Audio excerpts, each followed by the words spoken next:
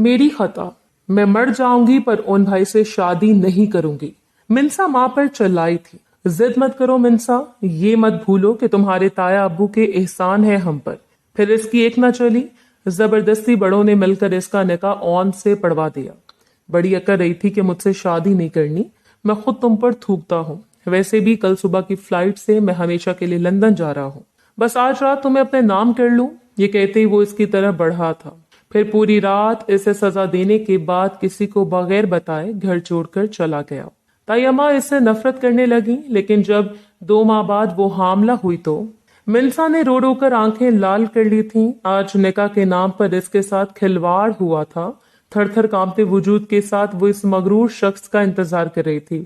इसकी शादी आम लड़कियों जैसी नहीं हुई थी। इंतहाई इमरजेंसी में की गई शादी ये इसके लिए एक सजा बनने वाली थी। वो आंसू बहा रही थी। ऑन हैदर के कमरे में बैठे वो अपने आप को सजा के लिए तैयार कर चुकी थी। इस कमरे में कोई फूलों की सजावट नहीं की गई थी। वो खुद भी सादा से एक गुलाबी रंग के सूट में मलबूस बैठकर बेड के किनारे पर टिकी बैठी थी जब एकदम ही कमरे का दरवाजा खुला था। ऑन कमरे में आकर इससे घूरने लगा और बहुत अकड़ रही थी। बड़ा गुरूर है तुम्हें अपने ऊपर।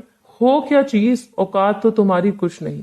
मुझे ऐसा लग रहा है कि मेरे किसी गुनाह की सजा हो तुमने और तुम्हारी माँ ने जिस तरह ड्रामा करके जिस तरह ये जबरदस्ती निकाह करवाया है, इसकी सजा मैं तुम्हें देकर रहूंगा। इसके बाजों को हाथ से दबोचे वो इसके नाजुक वजूद पर अपनी गिरफ्त मजबूत कर चुका था। बदनामी का दाग तुमने अपने माथे पर लगाया और फिर भी तुम्हारे नखरे आसमान को छू रहे थे। आज बताता हूं तुम्हें कि जबरदस्ती शादी करना क्या होता है, क्योंकि जुल्म तुम पर नहीं बल्कि मुझ पर हुआ है और इसकी सजा मैं तुम्हें दूंगा। ऑन भाई, खुदा के लिए मुझे छोड़ें। दर्द से कराते वो भूल चुकी थी कि इन दोनों के दरमियान एक नया रिश्ता कायम हो चुका है। हिसाब तो तुम्हें देना ही पड़ेगा मिनसा बीबी। मेरे सारे अरमानों, सारी उम्मीदों पर तुम पानी फेरना चाहती थी। मेरे मुस्तकबिल को दांव पर लगाकर तुम्हारी माँ ने ये खेल खेला और मुझे जबरदस्ती के बंधन को गले में लटकाने पर मजबूर कर दिया। अब तो मैं तुमसे सारे हुकूक वसूल करके ही जाऊंगा। ऑन ने जैसे इसके वजूद को छुआ तो वो 2 कदम पीछे हुई थी। खुदा के लिए मेरे साथ ये सब ना करें। मैं भी इस रिश्ते के लिए तैयार नहीं। वो इसकी मिन्नत समाजत कर रही थी, लेकिन ऑन पर तो जैसे वहशत सवार थी। इसने मिनसा को बेड पर गिरा दिया था। फिर इसके कान में सरगोशी करते हुए कहने लगा, तुमने होशियारी का ये खेल मेरे साथ खेलना चाहा। अब देखना मैं तुम्हारे साथ क्या करता हूँ। वो जबरदस्ती इससे अपना हक ले रहा था। मिनसा बेबसी से इसके सामने लेटी थी। इसका साकित वजूद इस बात की गवाही दे रहा था कि वो इस वक्त क्या महसूस कर रही है। आंसू के 2-3 कतरे इसकी आंखों से टपके थे। और अपना गुस्सा और जुनून इस पर निकालने के बाद अब वॉशरूम में नहाने के बाद वो तेजी से तैयार होने लगा, जबकि वो मुसलसल अब से साफ करते हुए अपने हाथों को देखे जा रही थी। लेकिन अगले ही लम्हे इस पर हैरतों के पहाड़ टूट पड़े जब इसने ऑन हैदर को वो बैग तैयार करते हुए देखा। इसका पासपोर्ट, वीजा, सब कुछ तैयार था। वैसे तो मेरी फ्लाइट 8 बजे की है, लेकिन मैं अभी और इसी वक्त जा रहा हूँ। जिस तरह अब्बू ने मेरे साथ जबरदस्ती की है, इस तरह मैं भी इन्हें बगैर बताए ये मुल्क छोड़कर जा रहा हूँ। जो ख्वाब मैंने देखे हैं, मैंने किसी कीमत पर टूटने नहीं दूंगा। मिनसा की आंखों में नफरत से देखता वो इसे सब कुछ बता रहा था। थोड़ी देर के बाद बैग उठाकर बगैर इसकी तरफ देखे वो जालिम इस कमरे से जा चुका था। मिनसा उठी, अपने टूटे बिखरते वजूद को समेटती बामुश्किल वॉशरूम में गई। सुबह पूरे घर में हंगामा मच गया था। ऑन घर छोड़कर जा चुका था। वो किसी से मिले बगैर, किसी को बताए बगैर पाकिस्तान से जा चुका था। ये सब इसकी वजह से हुआ है। इसकी वजह से मेरा बेटा मुझे छोड़कर गया है। ताई माँ ने नफरत से इसे देखा। वो सिसकियां लेकर रोने लगी। काश वो कभी अलीना के घर न जाती। काश इस दिन बारिश न हो रही होती। काश वो एक यतीम लड़की न होती। इतने सारे काश एकदम से ही इसके होंठों से आह बनकर निकले थे। कोई इसे रोते हुए देखकर कह सकता था कि ऑन हैदर कभी इसके लिए किसी तनावर दरख्त की तरह था, जो आज यूं जिंदगी के महाज पर इसे तन्हा लड़ने के लिए छोड़ गया था। माजी की यादें किरचियां बनकर इसकी आंखों में चुभी थीं। ऑन भाई अम्मी से कहें मुझे शिफा कॉलेज में एडमिशन लेने थे। वो मुझे आगे पढ़ाने से इनकार कर रहे हैं। मिनसा ऑन के कंधे से लटकी इससे अपनी सिफारिश कराना चाहती थी। तुम ही समझाओ ऑन बेटा इसे। इसके सर पर बाप नहीं, यतीम लड़कियों को फूंक फूंक कर कदम रखना चाहिए। बस मैं इसकी शादी करना चाहती हूँ। चची के चेहरे पर अफसुर्दगी थी। ये क्या कह रही हैं चची आप? आजकल का दौर ऐसा नहीं कि लड़कियों की कम उम्री में शादी कर दी जाए। आप मिन्सा का कॉलेज में एडमिशन करवा दें, इससे पढ़ाएं लिखाएं, इस काबिल होगी कि कल को कुछ ऊंच नीच हो गई तो जिंदगी की कठिनाइयों का हिम्मत से सामना कर सकेगी। मिन्सा बहुत खुश होकर हमदान को देख रही थी, जो हमेशा ही इसे सपोर्ट में खड़ा रहता था। पर ऑन के कहने पर ही अम्मी ने इसे आगे पढ़ने की इजाजत दे दी थी। फिर अपनी सहेली अलीना के साथ जाकर वो कॉलेज से एडमिशन फॉर्म ले आई थी। मिन्सा की अम्मी नसीम बेगम एक बेवा औरत थी। मिन्सा इसकी इकलौती औलाद थी। वो अपने पोर्शन में अपनी माँ के साथ रहती थी। इसके साथ वाला पोर्शन इसके ताया अब्बू का था, हैदर मीर, जिनके 3 बच्चे थे। और इनका इकलौता बेटा था, जबकि 2 बेटियां थी, फरीहा और सानिया। फरीहा की शादी हो चुकी थी, जबकि सानिया अभी कॉलेज में पढ़ रही थी, जबकि ओन यूनिवर्सिटी में तालीम हासिल कर रहा था। एक मतवस्त तबके का घराना था, लेकिन ओन की आंखों में बहुत से ख्वाब थे। वो अपनी जिंदगी में बहुत कुछ करना चाहता था। यूनिवर्सिटी में कितनी ही लड़कियां थी जो इससे दोस्ती करने के लिए बेताब रहती थी। एक दो तो इसके सामने इजहार भी कर चुकी थी। वो था भी बहुत हैंडसम और खूबसूरत, लंबा गोरा चिट्टा रंग। वो अपनी खूबसूरत पर्सनालिटी का बहुत ख्याल रखता था। इसकी ख्वाहिश थी कि लंदन जाने की, और इसके लिए वो खूब जिद्दोजहद भी कर रहा था। नसीम बेगम की अपनी जेठानी से कभी भी ना बन पाई थी, बावजूद इसके कि वो अब बेवा हो चुकी थी। इसके बावजूद भी इनकी जेठानी आलिया के दिल में इनके लिए परखाश थी। नसीम बेगम का शोहर फौज में था, वो जवानी में ही शहीद हो गए थे। अब इनके आने वाली पेंशन से ही दोनों माँ बेटी का गुजारा होता था, लेकिन बेवगी का ये दौर जिस तरह नसीम बेगम ने काटा था वही जानती थी। जेठ हैदर मेरे से तो वो बात भी ना करती थी, क्योंकि इनकी बीवी निहायत ही शकी मिजाज थी। मिन्सा कभी कभार इनके पोर्शन में आती तो आलिया बेगम के माथे पर तेवर चढ़ जाते। इसे लड़की जहर लगती थी, जो ओन के कंधे से लटक लटक कर बातें किया करती। अभी इसकी उम्र ही क्या थी, सिर्फ 17 साल। ओन को वो अक्सर कहती कि अगर इसका कोई बड़ा भाई होता तो वो बिल्कुल ओन जैसा होता। ओन भाई, आप मेरे सगे भाई जैसे हैं। ओन भी इसे बिन माँ की बच्ची का बहुत ख्याल रखता था। इसको एहसास ना होने देता कि वो एक यतीम लड़की है। बाप की शफकत से महरूम, जहां तक मुमकिन होता वो इसकी हर फरमाइश पूरी करने की कोशिश करता था। फिर कॉलेज में एडमिशन लेने के बाद जैसे इनकी जिंदगी में एक बहुत बड़ा बदलाव आया। अम्मी से घर से बाहर कभी भी नहीं निकलने देती थी, लेकिन यहाँ नई नई दोस्तें मिल गई तो जिंदगी में जैसे रौनक लग गई थी। वाओ, तुम कितनी क्यूट हो। वो कॉलेज की राहदारी में बैठी थी जब एक लड़की इसके पास चली आई और दिलचस्पी से इससे देखने लगी। आप कौन है? वो मासूमियत से इससे पूछ रही थी। मेरा नाम महक है और मैं 3rd ईयर की स्टूडेंट हूँ। तुम मुझसे दोस्ती करोगी? महक नहीं, इसकी तरफ दोस्ती का हाथ बढ़ाया था। अगरचे उम्र में मिन्सा से बड़ी थी, लेकिन मिन्सा को इनकार करना अच्छा नहीं लगा। इसने झट से वर्दा का हाथ थाम लिया। छुट्टी के बाद वो अलीना के साथ घर जा रही थी जब अलीना इसे सख्त सुनाने लगी। क्या जरूरत थी महक से दोस्ती करने की? इसकी शोहरत अच्छी नहीं, वो इसे तंबी कर रही थी। अरे, इसने इतने प्यार से कहा तो मुझे इससे दोस्ती करनी पड़ी, और वैसे भी वो उम्र में मुझसे बड़ी है, मैं कैसे इनकार कर सकती थी? मिन्सा ने मासूमियत से कहा तो अलीना ने अपना सर पीट लिया। फिर इसे पता न चला कि वो अपनी सारी दोस्तों से दूर होती गई और महक से इसकी दोस्ती गहरी होती चली गई। वो एक इंतहाई अमीर फैमिली से ताल्लुक रखती थी। अपनी कार में आना जाना, खूब अय्याशी करना जैसे इसका बतेरा था। मिन्सा को हैरत हुई जब वो इसे महंगे महंगे गिफ्ट देने लगी। अब अगले महीने अलीना की बर्थडे थी। अलीना ने इससे भी अपनी बर्थडे पार्टी में इनवाइट किया। इसने अपनी सारी अलमारी छान मारी थी, लेकिन कोई भी ढंग का सूट ना मिला जो वो अलीना की बर्थडे पार्टी पर पहनकर जा सके। एक तो मेरे पास एक भी सूट इसका भी यही नहीं मैं कहीं जाने के लिए पहन सकूं। इसने रोना धोना मचा दिया था। नसीम बेगम परेशान हो गई। कोई जरूरत नहीं है इस बर्थडे पार्टी में जाने की, मैं तुम्हें रात को नहीं जाने दूंगी। इन्हें यही बहाना नजर आया तो मिन्सा को डांटने लगी। हरगिज नहीं अम्मी, मेरी बेस्ट फ्रेंड की बर्थडे है और मैं जरूर जाऊंगी। वो पहली बार जिद कर रही थी, तभी अचानक वहां ओन आ गया। ऐसे देखकर मिन्सा का चेहरा खिल उठा। ओन भाई, प्लीज मुझे एक जोड़ा दिलवा कर ले आए मॉल से। वो इसकी मिन्नतें करने लगी। शर्म करो मिन्सा, तुम्हारे अंदर तो लिहाज ही खत्म हो गया है। नसीम बेगम शर्मिंदा सी होकर हमदान को देख रही थी। अरे क्या परेशानी है मेरी गुड़िया को? ओन ने प्यार से इसे देखा था। अरे क्या परेशानी है, फजूल की दोस्तियां पाल रखी हैं। न जाने किसकी सालगिरह है, वहां जाने के लिए तावली हो रही है। सूट चाहिए नया। नसीम बेगम मिन्सा को घूरती ओन को बता रही थी। अरे बस इतनी सी बात, चलो अभी मैं अपनी गुड़िया को सूट दिलवा कर लाता हूँ। ऑन ने बाइक की चाबी निकाली थी और मिनसा झटपट तैयार हो गई थी। फिर वो एक नीले रंग का सादा सा सूट लेकर आई थी। साथ ही विरदा के लिए इसने एक परफ्यूम भी खरीद लिया था गिफ्ट के तौर पर। शाम को तैयार होकर जब वो तायमा के पोर्शन में गई ऑन को बुलाने, तो सालिया बेगम ने जहरीली नजरों से इसे देखा था। हमेशा से तायमा की नजरों से इसे डर लगता था। वो ऑन भाई कहाँ है? अभी भी उंगलियां चटकाए ताई अम्मा से वो नजर झुकाए पूछ रही थी। क्या काम पड़ गया तुम्हें इससे? इन्होंने जहरखंद लहजे में कहा तो मिनसा के मुंह से आवाज भी ना निकली। तभी सामने वाले कमरे से ऑन निकला था। आ गए मिनसा तुम तैयार होकर? वो हैरत से इसे अपनी छोटी सी कजन को देख रहा था। आज वो बहुत बड़ी बड़ी सी लग रही थी। लंबे लंबे बाल शानों पर बखेरे और सिंपल से सूट में भी वो पहचानी न जा रही थी। वाह भाई, मुझे तो मालूम ही नहीं था कि तुम इतनी बड़ी हो गई हो। पूरी अम्मा लग रही हो। ऑन इसे छेड़ रहा था जबकि वो शर्मा रही थी। हालिया बेगम ने नफरत से मिनसा को देखा था। अरसा पहले हैदर साहब ने इसके हवाले से एक बात कही थी, मैं ऐसा कभी होने नहीं दूंगी। इन्होंने पुरज़म होकर दिल में सोचा था, ये कहाँ ले आई हो तुम मुझे? ऑन मिनसा के बताए हुए पते पर इस पोश इलाके में आया जहां पर सिर्फ बंगलोस ही थे।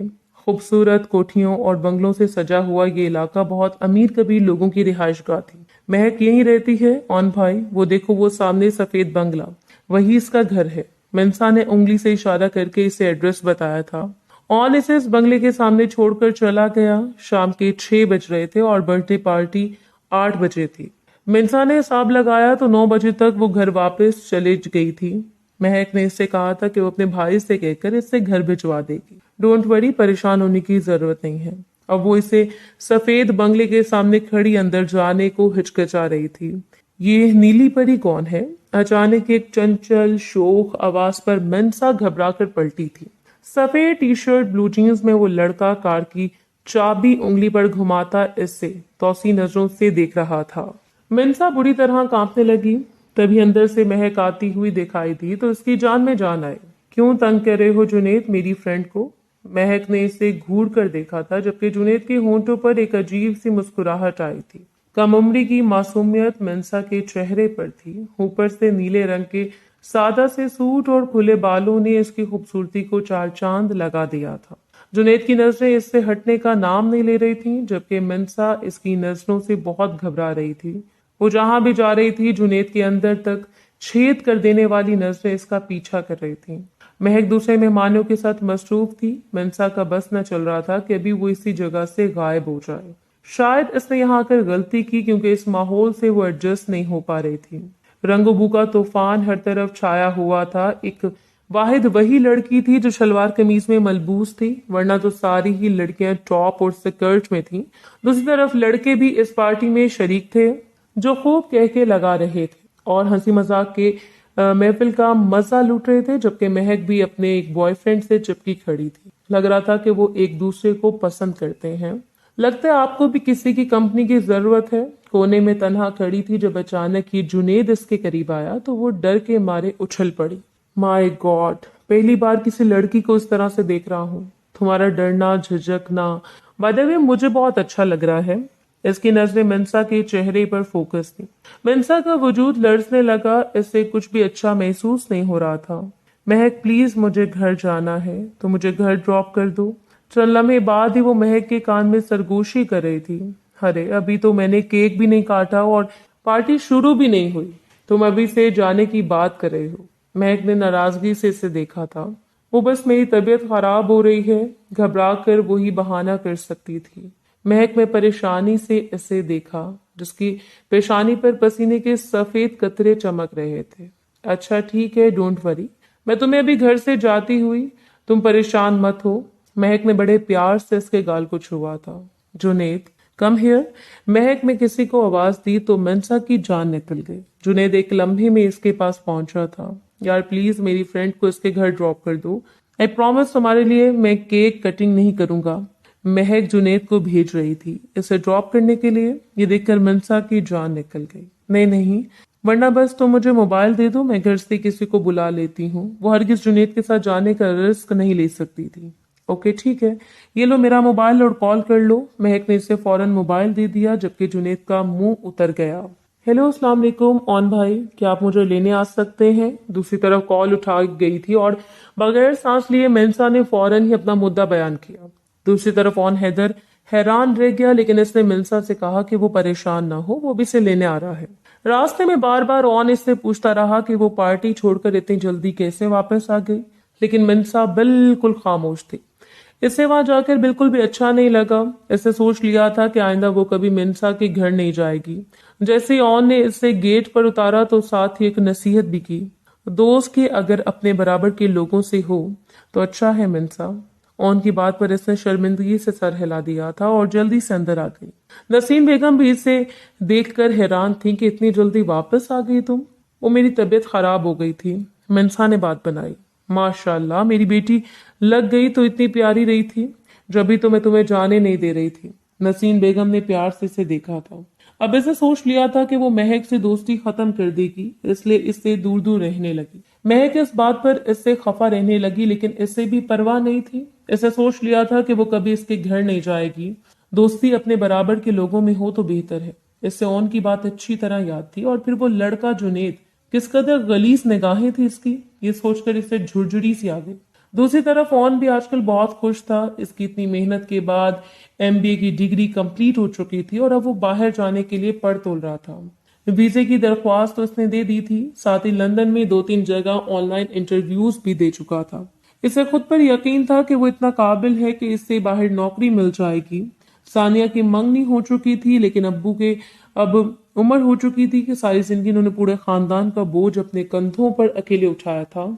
ऑन चाहता था कि अब वो अपने खानदान का बोझ खुद अपने कंधों पर उठाए, लेकिन इनमें से कोई भी नहीं जानता था कि आने वाली जिंदगी क्या तूफान लेकर आएगी। मिन्सा अब सेकेंड ईयर में थी। वो लाख महक से दोस्ती खत्म करने की कोशिश में थी, लेकिन फिर भी इसकी दोस्ती अभी तक चल रही थी। क्योंकि कॉलेज का लास्ट मंथ था, जल्द ही पेपर्स होने वाले थे, इसलिए वो दिन रात पढ़ाई में मसरूफ थी। इस दिन इसका लास्ट पेपर था और कॉलेज जाना इंतहाई जरूरी था, लेकिन मौसम इस कदर खराब हो रहा था कि नसीम बेगम परेशान हो गई। जाना जरूरी है अम्मी, वरना मैं फेल हो जाऊंगी। मिन्सा खुद भी खौफजदा थी। मौसम के तेवर देख के वो कल वैन में आती जाती थी, लेकिन इस दिन छुट्टी के वक्त अचानक ही तेज बारिश शुरू हो गई और वैन वाले अंकल ने भी छुट्टी कर ली। वैन में आने वाली सारी लड़कियां गुस्से में थीं, लेकिन ज्यादा परेशान तो मायरा थी। वो सारी लड़कियां एक कॉलोनी की थीं, जबकि मिन्सा इन सब से साइड एरिया में रहती थी। क्या हुआ मिन्सा, क्यों परेशान हो? महक का आना इसे किसी खुशगवार झोंके का एहसास हुआ। वो मेरी कॉलेज की वैन नहीं आई और बारिश देखो कितनी तेज हो रही है। अब मैं घर कैसे जाऊंगी? क्या तुम मुझे मोबाइल दे सकती हो? मैं ओन भाई को बुला लेती हूँ कॉल करके। सॉरी डियर, मोबाइल तो ऑफ पड़ा है। तुम ऐसा करो, तुम मेरे साथ चलो, मैं तुम्हें छोड़ देती हूँ। वो इसे अपनी कार में आने की ऑफर कर रही थी। तेज बरसती बारिश और खतरनाक मौसम। मिन्सा कुछ हिचकिचा रही थी, लेकिन थोड़े ही फासले पर इसका घर है। वो बेफिक्र होकर इसके साथ गाड़ी में बैठ गई थी। रास्ते में महक इसके साथ हंसी मजाक कर रही थी। इसे पता ही न चला कि वो कहां से कहां पहुंच गई है। ये तो मुझे कहां लेकर आई हो? मिन्सा ने नाराजगी से इसे देखा था। मैं किसे अपने बंगले पर ले आई थी। कोई तुमसे मिलना चाहता है, वो तुमसे मिलने के लिए बेचैन है। मिन्सा प्लीज एक बार इसकी बात सुन लो। महक ने बड़े प्यार से इसे समझाया, लेकिन मिन्सा की हालत बहुत बुरी थी। इसका कपकपाता वजूद जो बारिश में भीग कर और भी ज्यादा गीला हो गया था। गीले कपड़े, खराब मौसम और परेशानी ने हल्की हल्की जिस्म में हरारत पैदा कर दी थी। दूसरी तरफ महक ने भी इसे धोखा दिया था, जो घर जाने का कहकर इसे यहाँ ले आई थी। वो इसके साथ अंदर आने पर मजबूर हो गई थी। चलो मेरे रूम में चलते हैं, महक ने कहा तो इसे साफ इनकार कर दिया। मुझे घर जाना है, वरना पहली बहुत देर हो गई है। वो बड़ी परेशान थी। अरे मेरी गुड़िया, इतनी परेशान क्यों हो रही हो? महक ने इसके सामने चुटकी बजाई। बस जुनेद आने वाला है, जब तक तुम कपड़े बदल लो। ऐसे करो, मेरे कपड़े पहन लो, ऐसा ना हो तुम्हें बुखार हो जाए। महक ने इसे अलमारी से एक सूट निकाल कर दिया। मनसा को बहुत गुस्सा आया, लेकिन इसे ऐसा लग रहा था जैसे सच में ही इससे बुखार हो जाएगा। अब इसे कपड़े तब्दील कर लेने चाहिए, लेकिन वो नहीं जानती थी कि शिकारी अपनी जाल बिछा चुके हैं और वो जल्द इस जाल में फंसने वाली है। बगैर सोचे समझे महक की वॉशरूम में गई और इसने कपड़े तब्दील कर लिए। अब वो अपने जिस्म को आरामदेह महसूस कर रही थी। जैसे ही वो अटैच बाथरूम से बाहर निकली, महक कमरे में नहीं थी। इसने अपना बैग उठाया तो नजर सामने सोफे पर बैठे जुनेद पर पड़ी, जिसे देखकर इसकी जान निकल गई। आप यहाँ क्या कर रहे हैं? और मनसा कहाँ है? वो आप यहाँ क्या कर रहे हैं और महक कहाँ है? वो तेजी से दरवाजे तक आई तो जुनेद इसकी राह में हायल हो गया। इतनी भी जल्दी क्या है मेरी जान, पहले मेरी बात तो सुन लो। इसके लौफराना अंदाज पर मिंसा का चेहरा सुर्ख हो गया। मुझे घर जाना है, हटो मेरे रास्ते से। वो रो देने को थी जबकि जुनेद इसकी हालत से लुत्फानंदोज हो रहा था। एकदम ही इसने मिंसा का हाथ पकड़ लिया। जब से तुम्हें देखा है तुम्हें पाने के लिए बेकरार हूं, बस तुम्हें पाकर अपनी प्यास बुझाना चाहता हूँ। वो गलीज नजरों से मिंसा के वजूद का जायजा ले रहा था। एकदम ही मिंसा ने इसे धक्का दिया और दरवाजा खोलकर बाहर भागी थी। इसे कुछ भी होश ना रहा था। महक का आवाजें देना, अपना बैग और अपने तब्दील किए हुए कपड़े, वो सब कुछ भूल गई थी। पागलों की तरह रोड पर भागती हुई घर जाने के लिए बेचैन थी। कम उम्र की मासूमियत और जिंदगी की सादगी ने कभी इसे ऐसे चेहरों का सामना नहीं करवाया था। मिंसा, मिंसा रुक जाओ, ये कहाँ भटकती फिर रही हो? अपने पीछे आने वाली जानिब पहचानी आवाज पर इसकी जैसे जान में जान आई। ऑन मोटरसाइकिल पर रास्ते में गुजर रहा था जब इसकी नजर इस लड़की पर पड़ी थी जो बिल्कुल मिंसा जैसी लग रही थी। लेकिन वो सोच भी नहीं सकता था कि यूं सड़कों पर भटकने वाली वो इसकी कजन मिंसा ही होगी। ऑन भाई प्लीज मुझे घर छोड़ दें, मुझे बचा लें इस दरिंदे से। इसका पूरा वजूद बुखार से तप रहा था और वो ऑन के कंधे से लिपट गई थी। क्या कर रही हो मिंसा, सब लोग देख रहे हैं, चलो बैठो बाइक पे। इसने तेजी से बाइक दौड़ाई थी। ये क्या हाल बनाया हुआ है इसने अपना, और इसका बैग और यूनिफॉर्म कहाँ है? उनकी आंखों में शक था। वो नसीन बेगम पर बरस पड़ा। नसीन बेगम को चक्कर आने लगे अपनी लाडली की ये हालत देखकर। घर आते ही मिंसा बेहोश हो गई जबकि नो ओन इसे शक भरी नजरों से देख रहा था। इसे लग रहा था कि जैसे वो हमारा लड़कों से दोस्ती करने की वजह से इस हाल तक पहुंच गई है। यानी कि जो कुछ अम्मी कहती हैं वो बिल्कुल ठीक है। इसने दिली दिल में सोचा और कराहत से इस मासूम नजर आने वाली लड़की को देखा था जो किस कदर मक्कार थी। लग रहा था कि अपनी इज्जत चौराहे पर बेच कर आई हो। अब मिंसा ने कॉलेज जाना छोड़ दिया था और कुछ गुमसुम सी रहने लगी। महक ने जिस तरह इसका भरोसा तोड़ा था, इसके बाद तो इसे विरदा से शदीद नफरत हो गई थी। वो जिंदगी में कभी इसका सामना नहीं करना चाहती थी। नसीम बेगम भी इस दिन से इससे पूछ पूछ कर थक गई थी, लेकिन वो किसी को कुछ बताती नहीं थी। जबकि ओन इस दिन के बाद से कभी इस पोर्शन में नहीं आया था। बेटा तुम्हारी सहेली आई है, वो तुमसे बेड पर लेटी थी कब से। जब नसीम बेगम ने इसे बताया, वो हैरान रह गई कि मेरी सहेली कौन सी। जैसे बाहर आई ड्राइंग रूम में बैठी वृद्धा को देखकर इसके पैरों तले से जमीन निकल गई। इसका यूनिफॉर्म और बैग भी इसके हाथ में था। कैसी हो स्वीटहार्ट, तुम अपना सामान तो मेरे घर ही छोड़ गई थी। महक मुस्कुराती नजरों से मंसा को देख रही थी जबकि मंसा ने इसे देखकर मुंह फेर लिया।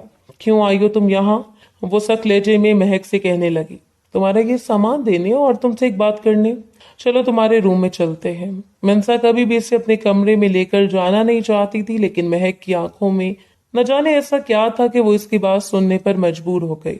मैं तुमसे दोस्ती खत्म करना चाहती हूँ, इसलिए बराह मेहरबानी अब दोबारा कभी यहाँ मत आना और ना ही मुझसे मिलने की कोशिश करना। मंसा ने दो टोक लहजे में इससे कह दिया।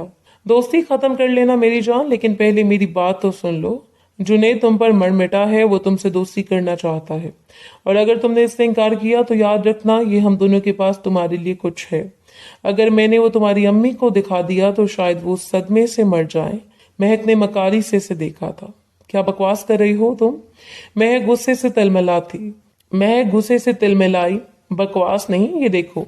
अचानक ये तस्वीर महक के सामने आई जिसे देखकर मिंसा के ऊपर आसमान टूट पड़ा। वो मिंसा की एक नाजेबा तस्वीर थी जिसे खुफिया कैमरे से बनाया गया था। वो कुछ बोलने के काबिल नहीं रही। ये क्या किया है तुमने? इसके मुंह से फटी फटी आवाज निकली। ऐसी कई तस्वीरें मेरे और जुनेद के पास हैं, इसकी ख्वाहिश पूरी करनी है। तुम्हें याद रखना कल रात 8 बजे तुमने इसके फ्लैट पर आना है। वो अपने दोस्तों से वादा कर चुका है। महक के जाल में मछली फंस चुकी थी। मनसा कुछ बोलने के काबिल ना रही। महक और जुनेद का ये ग्रोह था जो कई लड़कियों की जिंदगी बर्बाद कर चुके थे। मासूम और भोली भाली कम उम्र लड़कियों से फायदा उठाना इनसे बातें इनका हाथ का काम था। कई लड़कियां इनके हाथों ब्लैकमेल हो चुकी थी और अब मिंसा की बारी थी। महक इसे सब कुछ बताकर चली गई, लेकिन जैसे मिंसा जीते जी मर गई थी, इसकी हालत किसी बीमार मुर्दे की तरह नजर आ रही थी।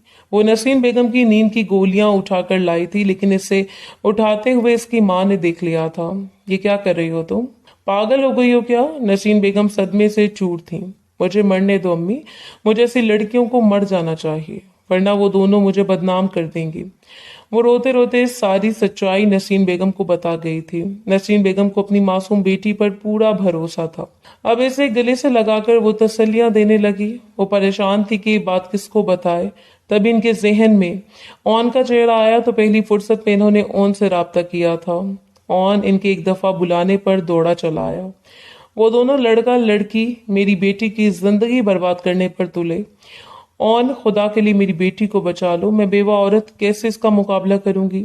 सारी बात सुनकर ओन का चेहरा सुर्ख पड़ गया। इसने मलामती नजरों से मंसा की तरफ देखा कि ये सब कुछ इसकी वजह से हुआ था। इसकी दोस्तों की वजह से ही इस लड़की से दोस्ती करती और ना ही ये सब कुछ होता। ओन अपने दिल में इस लड़की के लिए नफरत महसूस कर रहा था जिसे हमेशा वो छोटी बहनों की तरह समझता आया था। फिर अपने एक दोस्त जिसकी जान पहचान पुलिस में थी, इसकी मदद से इसने महक और जुनेद को गिरफ्तार करवा दिया।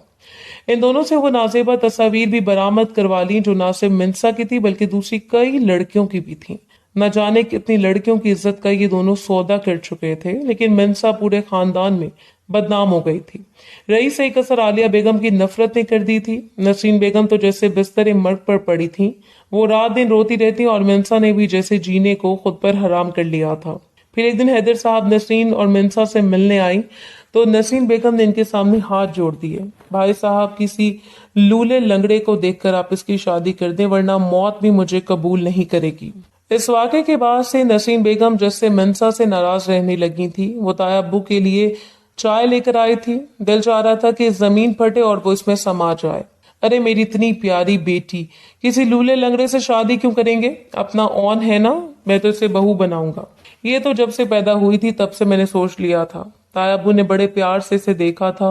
मिंसा बिल्कुल सुन खड़ी रही। वो चीख चीख कर कहना चाहती थी कि ओन को इसने हमेशा बड़े भाई की तरह समझा है, लेकिन खामोशी से पलटकर वो अपने कमरे में आकर रोने लगी। दूसरी तरफ हैदर साहब की ये ख्वाहिश सुनकर आलिया बेगम ने आसमान सर पर उठा लिया। मेरे चांद जैसे बेटे के लिए वो आवारा और बदकिरदार लड़की रह गई है। इसकी बदनामी के किस्से लोगों की जुबानों पर हैं और आप इसे मेरी बहू बनाना चाहते हैं। आलिया बेगम का बस न चल रहा था कि वो जाकर मिंसा का गला घोंट कर आ जाए। कसूर इस लड़की का है। दूसरी तरफ ओन इस मामले की कोई खबर ना थी। वो तो जैसे खुशी के मारे हवाओं में उड़ा था क्योंकि लंदन से इसका वीजा आ गया था और साथ ही नौकरी का लेटर भी। बस 25 तारीख को मैं लंदन की फ्लाइट पकड़ लूंगा। वो घर आकर खुशी खुशी अम्मी अब्बू को बता रहा था। 25 को तुम लंदन जाओगे और 24 को तुम्हारा निकाह है मिंसा से। हैदर साहब ने जैसे अपना फैसला सुनाया था। ओन हैरान रह गया कि ये क्या कह रहे हैं आप। मैं शादी जैसी कोई जंजीर अपने पाँव में नहीं बांधना चाहता। अभी तो मेरे ख्वाबों की तकमील होने का वक्त आया है। इसने साफ इनकार कर दिया था। ठीक है, अगर तुम मिंसा से निकाह नहीं करोगे तो मैं तुम्हें बाहर जाने की इजाजत भी नहीं दूंगा। हैदर साहब भी इसका बाप था। ये क्या कह रहे हैं अब्बू? एक मामूली लड़की की वजह से आप अपने बेटों के ख्वाबों को झुलसना चाहते हैं? ओन को यकीन नहीं आ रहा था, लेकिन शुजा साहब की बात पत्थर पर लकीर हो गई थी। आलिया बेगम ने हर तरह की धमकी देकर देख ली और ओन ने भी घर छोड़ने का फैसला कर दिया, लेकिन वो अपनी बात पर अटल थे। ओन जैसे गुस्से में तलमलाता हुआ नसीम बेगम के पोर्शन में चला आया। ये क्या कर रही हैं चाची? आप अब्बू को कैसे ब्लैकमेल नहीं कर सकती? आपने बगैर सोचे समझे बदतमीजी की। उसने नसरीन बेगम इसका रवैया देखकर रोने लगी। मैंने कुछ नहीं कहा बेटा, बस मैं तो मरने से पहले अपनी बेटी को इसके घर का करना चाहती हूँ। भले वो फिर इसकी शादी तुमसे करें या फिर मोहल्ले के किसी भी दूसरे आदमी से। बस मैं इस नाहंजार की शादी कर देना चाहती हूँ। इसमें पहले भी मुझे बहुत सताया है। ओन ने नफरत से पानी का गिलास लिए खड़ी मंसा को देखा। तुम्हें तो देख लूंगा मैं। जहर आलूद नजरें इस पर गाड़ता वो दम दम करता यहाँ से चला गया था। फिर आखिरकार हैदर साहब की इज्जत के आगे सबको हथियार डालने पड़े। ओन के लंदन जाने से एक दिन पहले इन दोनों का निकाह हुआ था। इस रात नसरीन बेगम ने खुदा का शुक्र अदा किया था, लेकिन ओन का गुस्सा आसमानों को छू रहा था जबकि मंसा खौफ से कांप रही थी। वो अच्छी तरह जानती थी कि ओन इसके साथ क्या सलूक करने वाला है, लेकिन वो सलूक ऐसा होगा ये तो इसने ख्वाब में भी नहीं सोचा था। इसने मंसा के नाजुक वजूद को बम्बोड़ कर रख दिया था। जबरदस्ती अपना हक वसूल किया, फिर अपना बैग पैक किया और बिना किसी को बताए घर से चला गया। अगली सुबह इस घर में मातम हो रहा था। ओन किसी से मिले बगैर चला गया। सबको बहुत अफसोस हो रहा था, जबकि आलिया बेगम नफरत से मंसा के वजूद को देख रही थी। ये सब कुछ इसी की वजह से हुआ है। मंसा के निकाह के बाद नसरीन बेगम दूसरे शहर चली गई। अपने भाई भाभी के पास अब वो पोर्शन बिल्कुल वीरान पड़ा था। जिस घर में कभी मिंसा की हंसी गूंजती थी, लेकिन अब एक महीने बाद अचानक ही मिंसा को अजीब सा महसूस होने लगा। वो कोई भी चीज खाती तो इससे उबकाई आने लग जाती। अभी भी तबीयत खराब के बायस वो बेड पर लेटी थी जब सालिया बेगम दिन हुई इसके सर पर पहुंच गई। महारानी, बहुत आराम कर लिया तुमने, अब जाकर किचन संभालो। आखिर को तुम ही इस घर की बहू हो, तुम्हें ये सारे काम घर के आने चाहिए। वो मिंसा खामोशी से उठी। बावजूद इसके कि इसकी तबीयत खराब थी, फिर भी वो चुपचाप किचन साफ करने लगी। न जाने क्यों इसे इतने चक्कर आ रहे हैं। ये लो गोश्त और साफ करो, रात का खाना बनाने की तैयारी करो। सालिया बेगम ने अगला हुक्म दिया। इसे बहुत चक्कर आ रहे थे और गोश्त को देखकर अचानक की उल्टी आने लगी, जैसे बामुश्किल इसे सालिया बेगम की नजरों से छुपाया था। अब वो जैसे एक जालिम सास का रूप धार चुकी थी। वो एक मिनट के लिए भी इसे आराम न करने देती।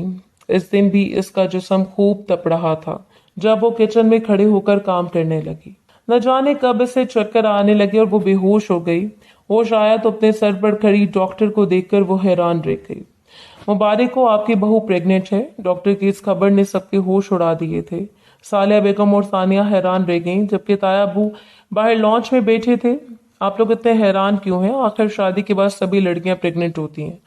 डॉक्टर इन्हें यूं हैरत में मुब्तला देखकर खुद भी हैरान हो रही थी, जबकि सालिया बेगम गुस्से से बल खा रही थी। वो सिर्फ डॉक्टर के जाने का इंतजार कर रही थी। डॉक्टर के जाते इन्होंने मेंसा के बाल पकड़े थे। किसके साथ मुंह काला किया तुमने? ये औलाद मेरे बच्चे की नहीं हो सकती। इसने तो तुम्हें छुआ भी नहीं। वो तो शादी की रात ही इस मुल्क से चला गया था। सालिया बेगम इसे बालों से पकड़कर दीवार में मार रही थी। गुस्से से वो पागल हो रही थी। सानिया और तायाबू ने बामुश्किल इससे छुड़वाया था। वो खुद भी हैरान थी कि आखिर इसके साथ ये क्या हुआ है। तायाबू की आंखों में भी शक था, तभी वो इनके कदमों में गिर गई। मुझ पर शक न करें ताया, आपको ये बच्चा आपके बेटे का ही है। मिंसा ने बामुश्किल ये लफ्ज अदा किए थे। तायाबू ने इससे कमरे में जाने का कह दिया। वो किस तरह हमदान से राब्ता करना चाहते थे, लेकिन जब से वो गया था, ऐसे गए हुए 2 माह हो गए थे, एक दफा भी हमदान ने राब्ता नहीं किया था। वो कैसे यकीन कर लेते कि ये हमदान का है? शादी की रात ही वो इस लड़की को छोड़कर चला गया था। वो खुद भी शदीद शौक में मुब्तला होते, जबकि सालिया बेगम एक ही रट थी उनकी कि इस गंदगी की पोट को इस घर से बाहर निकालो। मिंसा खुद नहीं चाहती थी कि ये सब कैसे हो गया।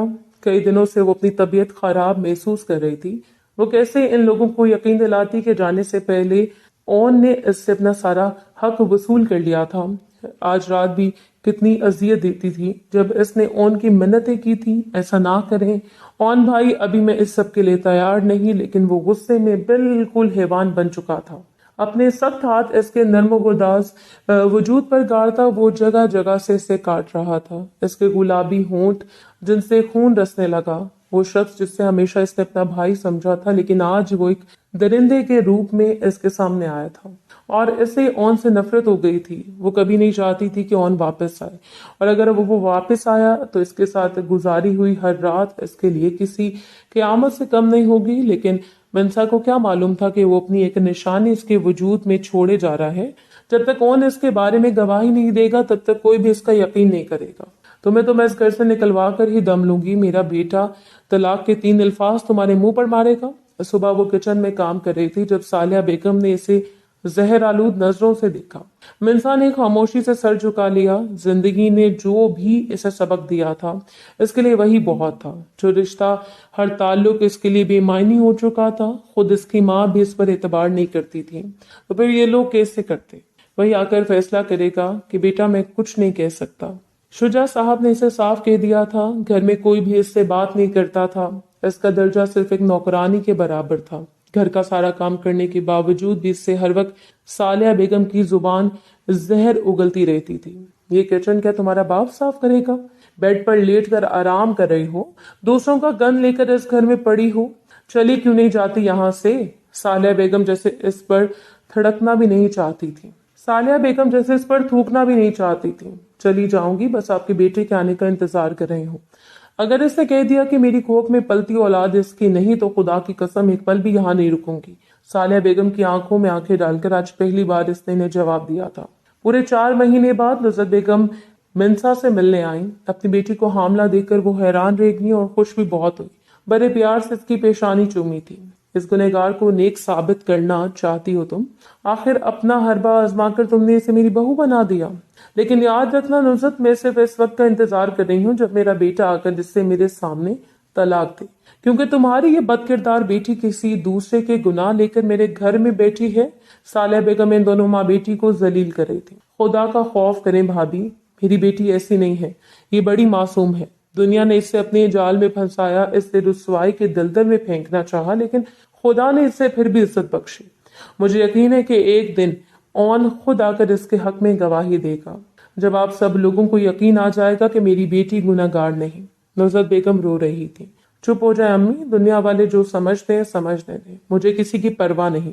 अगर ऑन ने एक दफा कह दिया कि ये बच्चा इसका नहीं है, दोबारा मैं आपसे किसी को भी अपनी शक्ल नहीं दिखाऊंगी। जिंदगी की तलखियों ने इसे भी तल्ख बना दिया था। अब वो सबका डटकर मुकाबला करने को तैयार थी। जैसे जैसे वक्त गुजर रहा था, जिंदगी इस पर मजीद तंग होती जा रही थी। इस हालत में काम करना इतना आसान भी नहीं था, लेकिन वो यहाँ से बाहर कदम भी नहीं निकालना चाहती थी। इसके कपड़े पुराने हो गए थे, मौसम का एक ही सूट नहीं था, और इसे 9वां महीना लग चुका था। ना तो कोई फ्रूट लाकर देने वाला था और ना ही कोई उसका ख्याल रखने वाला। वो कैसे अपनी जिंदगी जी रही थी ये वही जानती थी। सिर्फ डॉक्टर के पास एक बार गई थी, वो भी जब काम करते थे। अचानक जमीन पर गिर गई। साने को ही इस पर तरस आ गया। वो अपने साथ डॉक्टर के पास ले गई। क्या आप लोग उनका ख्याल नहीं रखते? डॉक्टर ने साने को जलील किया। वो कुछ शर्मिंदा सी हो गई। तो वो भी ये मासूम सी इसकी भाभी हरगिज बदकिरदार नहीं हो सकती। तो क्या ये बच्चा भाई का ही है? अक्सर वो ये सवाल सोचती थी। बस दुआ करती कि जल्द इसका भाई वापस आ जाए और घर के सारे हालात ठीक हो जाएं। डॉक्टर ने इसे तारीख दे दी थी कि इस तारीख को इसकी डिलीवरी मुमकिन है। अभी पूरे 20 दिन पड़े थे, पर वो एक गैर मामूली दिन था। और इतने महीने बाद वतन वापस लौटा, जहां से इसे नौकरी मिली थी। वहीं पर इसे फ्री में टिकट भी मिला था। घर वालों से मिलने वो पाकिस्तान आया। जैसे घर में कदम रखा, वो सामने खड़ी थी लाउंज की सफाई करने। इस हालत में काले रंग के बोसीदा से कपड़े पहने, इसका फैला वजूद, इसकी फीकी रंगत, चेहरे पर छाई मायूसी ने ओन को हैरान कर दिया। जबकि मिंसा के हाथों से डस्टर नीचे जा गिरा। सानिया से देखते ही चल आई थी। अम्मी, अम्मी, भाई आ गए। सालिया बेगम दौड़ती हुई आई और हमदान से लिपट गई। और मेरा बच्चा, कितना इंतजार किया तेरी माँ ने तेरा। अबू कहाँ है और क्या हो गया? इस कलमुई की वजह से तूने अपने घर वालों से ताल्लुक तोड़ लिया। सालिया बेगम रोए जा रही थी। मंसा को कोने में खड़ी थी। ऑन ने इसे देखा, फिर हैरान होकर कहने लगा, इससे क्या हुआ है? अरे क्या बताऊं, तुम्हारे जाने के 2 महीने बाद ही ये गुल खिलाकर बैठ गई। हम सब तो सिर्फ तुम्हारे आने का इंतजार कर रहे थे। अब तुम आ गए हो तो फैसला भी हो जाएगा। तुम्हारा बाप सिर्फ तुम्हारे आने का इंतजार कर रहा था, जबकि बदकिरदार लड़की तो इस बात को मानने को तैयार ही नहीं कि बच्चा तुम्हारा नहीं है। अब तुम ही सच्चाई बता सकते हो ताकि हम इस गुनाह की पोटली को इस घर से दफान करें। सालिया बेगम खुश हो रही थी कि आज इसकी बर्बादी का दिन था। कौन इसे तलाक देकर घर से निकाल देगा, ये जानकर एक नाजायज बच्चा इसकी कोख में पल रहा है। इतनी बड़ी बात हो गई और आपने मुझे बताया भी नहीं। अगर पहले पता होता तो मैं इतने महीने इंतजार ही ना करता, फौरन ही आ जाता। वो अचानक ही मंसा के सामने खड़ा हुआ और सबके सामने इससे गले लगा लिया। वहां जाकर एहसास हुआ कि रिश्ते कैसे होते हैं। वो मंसा के दोनों हाथों को लबों से लगा गया, जबकि वो साकित खड़ी इसे देखी जा रही थी। सबकी जुबानें बंद हो गई थी। शायद सबको गवाही मिल चुकी थी कि ये बच्चा ऑन का ही था। ऑन ने जाने से पहले जो ताल्लुक इसके साथ बनाया था, इसे रब ने तकमील बख्शी थी। वो अब एक नहीं बल्कि 2 जिंदगी बन गई थी। ऑन ने इसे सीने से लगाया तो अचानक ही वो लहरा कर जमीन पर गिरने को थी। हम ऑन ने अपनी मजबूत बाहों में इसे दबोच लिया। इसकी जिंदगी की जैसे सारी खलिश, सारी तकलीफ एक पल में ही दूर हो गई। इसके वजूद को तस्लीम करके ऑन ने ना सिर्फ इसमें एक नई रूह फूंक दी थी, बल्कि जैसे इसे इज्जत भी बख्शी। सालिया बेगम के चेहरे पर हैरत और मायूसी थी। वो तो सोच रही थी कि ऑन आते से तलाक देकर घर से निकाल देगा, लेकिन ऑन ने सबके सामने गवाही दी थी कि ये बच्चा इसका है और इसने जाने से पहले मिंसा के साथ अपना गहरा ताल्लुक कायम किया था। अब वो दोनों कमरे में थे, खामोशी से नजर झुकाए मिंसा आंसू बहा रही थी। ऑन ने इसका चेहरा दोनों हाथों में लिया और प्यार से इसकी पेशानी पर बोसा दिया। मुझे माफ कर दो, गो कि तुम्हारे साथ किया गया सलूक जरा भी माफी के लायक नहीं, लेकिन मैं क्या करता। गुस्से ने मुझे किसी काबिल नहीं छोड़ा था। वहां जाकर अपने और तुम्हारे रिश्ते का एहसास हुआ। मैं इतने महीने तक यही समझती रही कि मैं आपकी नजरों में गुनहगार हूँ। तभी तो मायूसी की इंतहा पर थी। मिंसा इससे अपने दिल की बातें कर रही थी। ये बच्चा इस दुनिया में आएगा तो हमारा रिश्ता और भी गहरा हो जाएगा। वैसे मुझे नहीं मालूम था कि एक रात में ये जादू हो जाएगा। वो इसके चेहरे पर शरारत कर रहा था, जबकि मिंसा ने शर्माकर दोनों हाथों में मुंह छुपा लिया। खत्म शुद्ध।